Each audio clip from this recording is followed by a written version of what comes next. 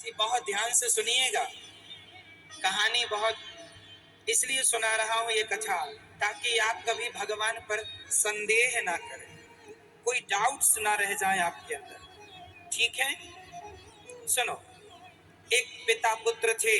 पिताजी भगवान को मानते थे, बेटा भगवान को नहीं मानता था। पिताजी ने कहा, बेटा आज कृष्ण जन्माष्टमी है, चलो बिहारी जी चलते हैं वृंदावन। बेटे ने कहा, पिताजी कोई भगवान भगवान नहीं होते, आप दिमाग खराब हो चुका है आपका। पिता बड़े दुखी रहते, बाकी तो सब ठीक है, बेटा भगवान को नहीं मानता। एक दिन पिताजी का स्वास्थ्य बिगड़ गया, तो पिताजी ने दुकान में ही बेटे से कहा, बेटा अब मेरी आयु थोड़ी बची है बेटा, मैं मरने वाला हूं, पर तुझसे एक बात कहना चाहता हूं, तुझसे एक बात कहना चाहता हूं। क्या? कहो पिताजी। बेटा मेरी एक इच्छा पूरी करोगे? हाँ, क्या इच्छा है? मैं मर रहा हूं बेटा, मुझे पता है कि जब मैं मर जाऊंगा तो तुम दुकान से ये भगवान श्री कृष्ण की मूर्ति उठा के अलग रख दोगे, हटा दोगे दुकान से, क्योंकि तुम तो भगवान को मानते ही नहीं हो। तो मैं एक इच्छा है मेरी बेटा कि मैं जब मर जाऊं तो मेरे बाद तुम ये मूर्ति भगवान की हटाओगे नहीं, दुकान में भगवान को रखना। और सुनो एक बात, तुम भगवान को नहीं मानते कोई बात नहीं, पर एक बार कभी भगवान को तुम आजमा करके देख लेना। यदि तुम्हारे आजमाने पर भगवान खरे उतर जाएं तो मान लेना, वरना तो नहीं मानते, तो नहीं ही मानते हो तुम। बेटा सुना, ठीक है। पिताजी कुछ दिनों बाद सही में चले गए। बेटा अकेला दुकान में आता जाता, और चूंकि पिता ने कहा था तो मूर्ति को हटाया तो नहीं, लेकिन जब से पिताजी मरे आज सालों हो गए, लेकिन ना तो दिया जलाया वहां बेटे ने, ना तो मूर्ति को कपड़े से साफ किया। धूल जम चुकी थी। छोटे से गोपाल जी थे और भगवान श्री कृष्ण का एक पीछे चित्र लगा था, दोनों में धूल कस के जम चुकी थी, जबरदस्त धूल हो चुकी थी, पर बेटे ने साफ नहीं किया, क्योंकि मानते ही नहीं ना भगवान को। एक दिन की घटना है, बेटे के साथ अब वो घटना घटी जिस घटना के बाद वो बेटा ईश्वर की तरफ कैसे मुड़ा अकस्मात। अब वो घटना सुनिएगा। एक दिन वो अपने दुकान पर, यही बारिश का मौसम था, रात्रि के लगभग 8 बज रहे थे, मौसम बिगड़ा था, पानी रिमझिम गिर रहा था। वो अपनी दुकान पर बैठा और अपने दोस्तों के साथ, दुकान पर पानी गिरने के कारण कोई ग्राहक तो थे नहीं, बाजार खाली था, सब अपनी दुकानें बंद करके जा रहे थे। इसी लगा मैं थोड़ा बैठता हूँ। इसके दोस्त आ गए तो ये अपने दोस्तों के संग दुकान के अंदर ताश खेलने लगा, ताश खेल रहा था।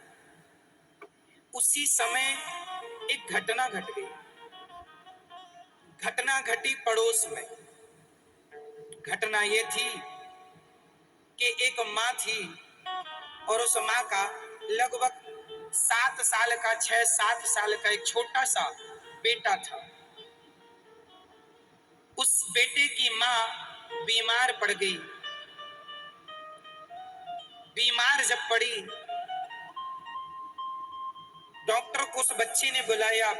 डॉक्टर आए, उस माँ को चेकअप किया, कहा बेटा तुम्हारी माँ को बहुत भयंकर बीमारी हो चुकी है, तुमने आज तक दिखाया क्यों नहीं? माँ ने कहा, कहाँ हम गरीबों के पास इतना पैसा होता है कि हॉस्पिटलों में जाएं। डॉक्टर ने कहा कि आपके पास कौन कौन है? बोले कि मैं हूं, एक मेरा बेटा है, बस कोई नहीं। माँ ने, डॉक्टर ने दवाई लिख के दी, बोले ये दवाई आपको मिल जाएगी, आप खा लेंगी तो बीमारी कंट्रोल हो जाएगी। लिखकर डॉक्टर चले गए।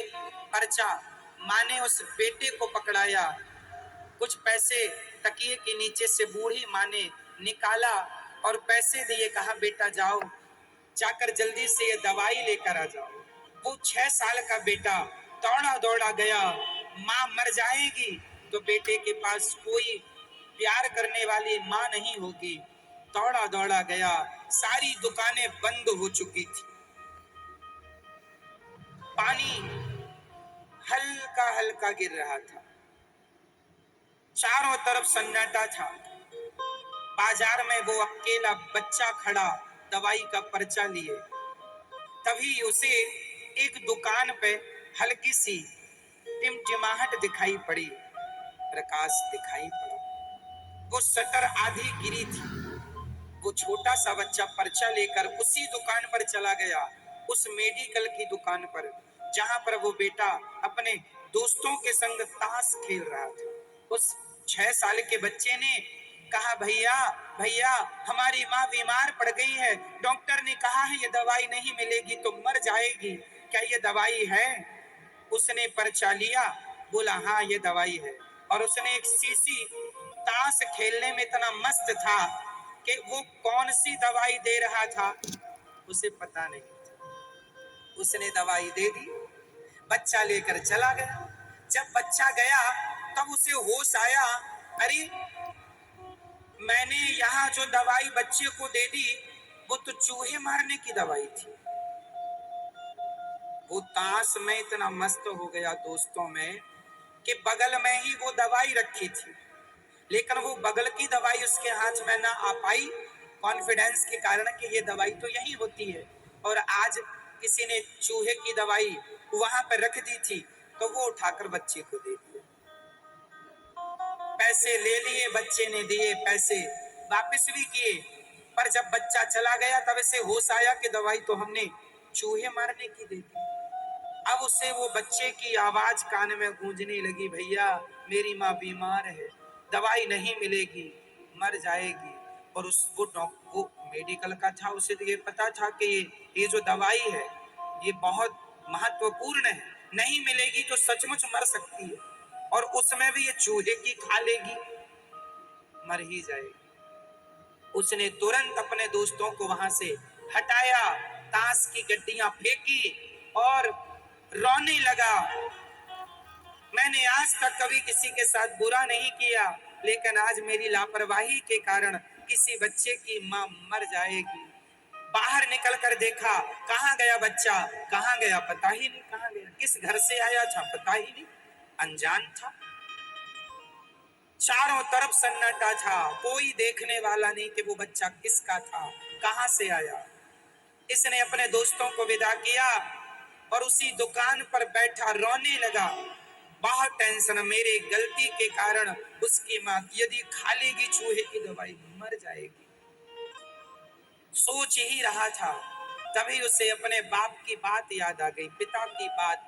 पिता ने कहा, बेटा जब जीवन में कोई बात समझ में ना आए, एक बार ईश्वर को पुकार कर देखना, एक बार उन्हें मना कर देखना, एक बार उनकी ओर देख लेना, वो सुनते हैं, तुम्हारी भी सुनेंगे।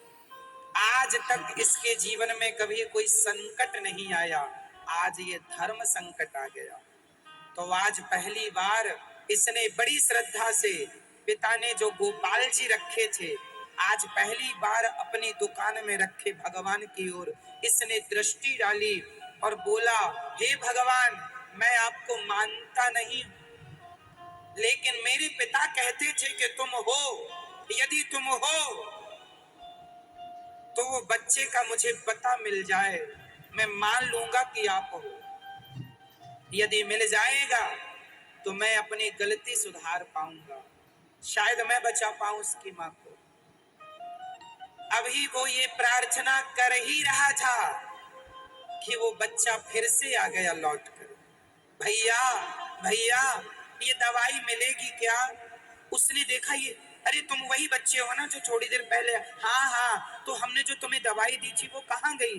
भैया वो दवाई जो आपने दी हम लेके जा रहे थे, घर पहुंचे कि आंगन में हमारा पानी गिर रहा था, हमारा पांव फिसल गया और वो दवाई जाके पत्थर पर लगी, वो शीशी फूट गई, पूरी दवाई बह गई, पूरी दवाई बह गई।